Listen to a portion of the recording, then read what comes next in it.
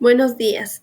Mi nombre es Cassandra María Elena Inostroza Ramírez, estudiante de la Facultad de Derecho de la Universidad Tecnológica del Perú. Y en esta oportunidad les voy a hablar del artículo 376 del Código Penal peruano. El tema de hoy es el abuso de autoridad. Cuando pensamos en el poder, solemos imaginarlo como una herramienta para generar bienestar, orden y justicia. Sin embargo, a lo largo de la historia, ese poder también ha sido capaz de desviarse, de romper límites y de transformarse en un arma contra las personas a quienes se supone debería proteger. Hablar de abuso de autoridad no es solo hablar de un delito, es hablar del límite que se le debe poner al poder, porque donde hay autoridad, también existe la posibilidad de la extralimitación y el derecho penal, como herramienta de última ratio, interviene únicamente cuando ese abuso genera un daño real. Y es justamente para evitar ese desborde que surge la figura penal esencial, que es el delito de abuso de autoridad, contemplada hoy en la actualidad en el artículo 376 del Código Penal peruano. Una figura que, aunque pareciera sencilla, ¿no?, guarda una enorme complejidad tanto histórica, dogmática y práctica. Lo primero, para hablar de esta figura, es importante entender de dónde viene. El abuso de autoridad no nació con el Código Penal de 1991, como la mayoría creería. Ya se encontraba presente desde el Código Penal de 1924, que es su antecesor.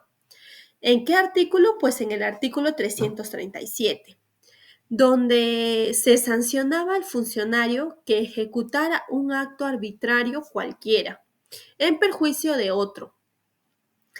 Esa es la primera vez que aparece regulada de forma expresa en nuestra legislación penal moderna.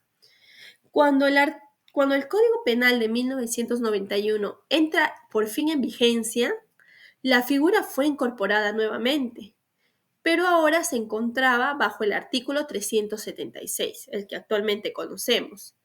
Claro, mantiene la esencia del tipo, pues sanciona al funcionario que abusa de sus atribuciones realizando un acto arbitrario. Sin embargo, el legislador no dejó este artículo de forma intacta. A lo largo del tiempo ha sufrido diversas modificaciones que han resultado muy importantes, claro. La primera reforma llegó en el año 2004, con la ley 28165, que conserva, claro, la estructura del tipo, pero en este caso se añade un agravante para los abusos cometidos durante los procedimientos de cobranza coactiva, únicamente para estos procedimientos. ¿Qué hacía? Pues reconocía la facilidad con la que en este ámbito específicamente se podía abusar del poder estatal.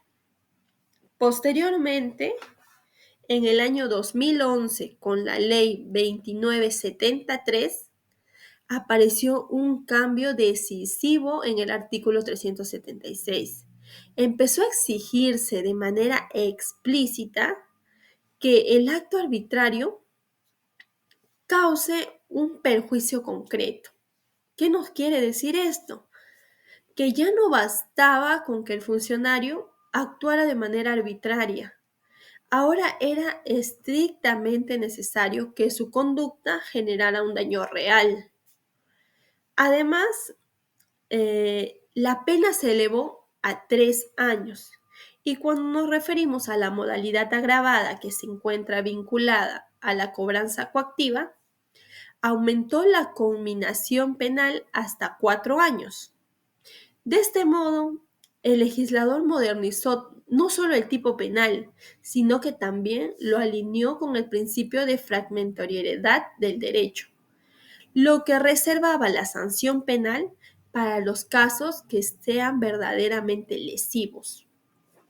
Es aquí donde surgen las preguntas, ¿no? ¿Qué nos dice exactamente el artículo 376? ¿Qué es lo que sanciona este artículo? Pues en palabras simples, este artículo sanciona a los funcionarios públicos que excediéndose de los límites de su competencia realizan actos arbitrarios, dictan disposiciones ilegales o toman decisiones que perjudiquen a un administrado.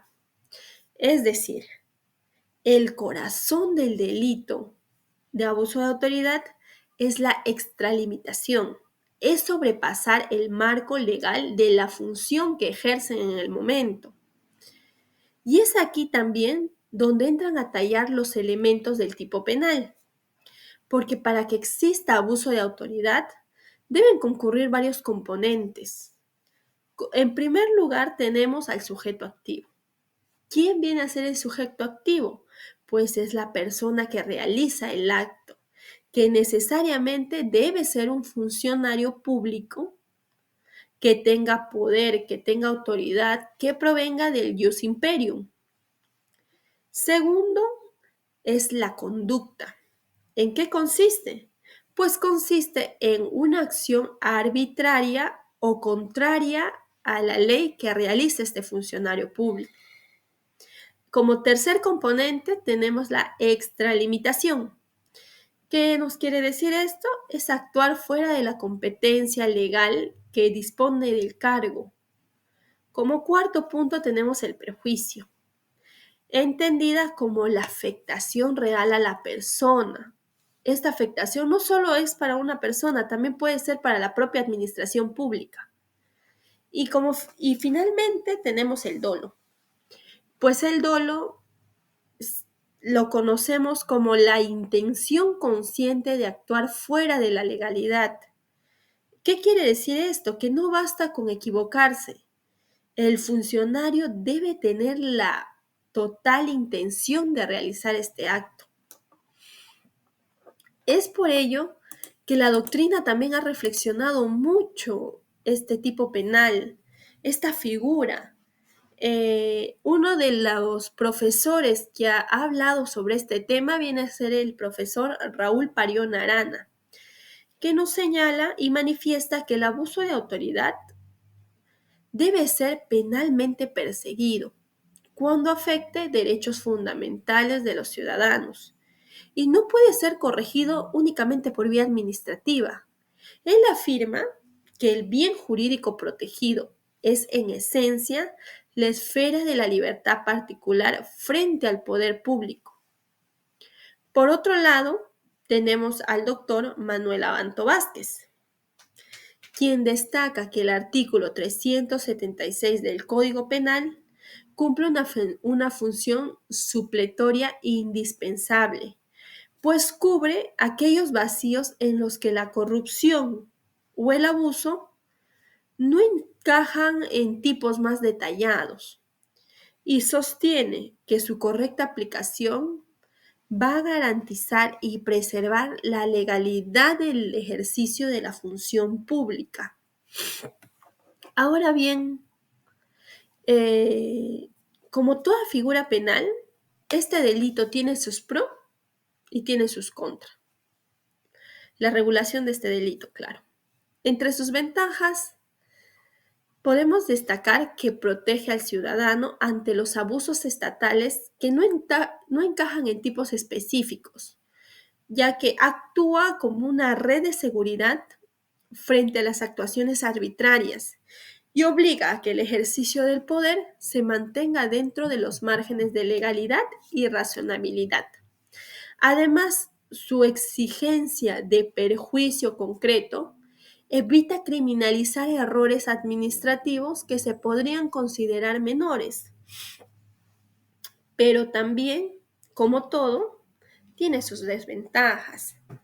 Eh, el concepto de acto arbitrario es verdaderamente amplio, es muy extenso y esto puede generar una inseguridad jurídica si es que no se interpreta de manera clara y con prudencia. A esto hay que sumarle la pena, pues la pena para hacer un delito tan complejo, aunque ha aumentado a lo largo del tiempo, es todavía literalmente baja, lo que limita su efecto disuasivo. Otro problema práctico es la dificultad probatoria. Demostrar la arbitrariedad, el abuso y el perjuicio concreto suele ser verdaderamente complejo. Y es importante destacar que muchas víctimas temen denunciar porque el agresor es un funcionario público que tiene poder, tienen miedo a las represalias.